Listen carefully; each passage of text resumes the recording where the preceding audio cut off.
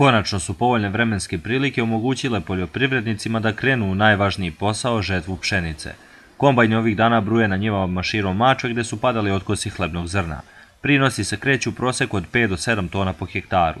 Poljoprivrednici koji su na vreme primenili sve agrotehničke mere imali su zadovoljavajući prinos, a znatno lošiji imali su oni koji to nisu učinili u optimalnoj meri i pored povoljnih vremenskih prilika u predžetvenom periodu. Rod je dobar, kod Zorana je rod ekstra, kod njega ima 70 metara po hektaru, a ima gde ima i 40. Sve zavisi od njive i od gazde. Ko ima on je nahranio, ko nema nije nahranio i nema.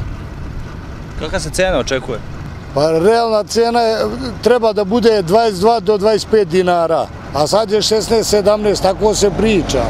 Cena pšenice je još u sferi nagađanja. Izvesno je da neće dostići cenu koštanja koja bi po svim kalkulacijama poljoprivrednika trebala da premaši 20 dinara za kilogram. Ono što dodatno utiče na najave niske otkupne cene od najviše 17 dinara je i neizvesnost da li će država ove godine otkupiti pšenicu za robne rezerve. Na novosadskoj produktnoj berzi cena ovogodišnjeg roda pšenice iznosi 16,5 dinara po kilogramu. Samo kad bi mlinari znali pravu cijenu ovoga, nego otkupljuju i ne znaju koja je cijena žita za vreme otkupa, već će znati posle otkupa. To je jedina mana kod nas. Kakav je rod pšenice inače?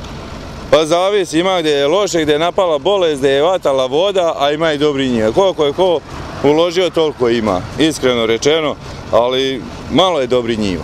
Nema narodnih da uloži i tako.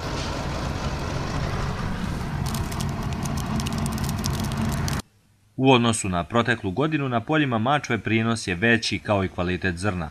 Otkupna cena zavisit će od mnogih ekonomskih faktora, ali najviše od cene na međunarodnom tržištu i kvota u spoljnotrgovinskoj razmeni.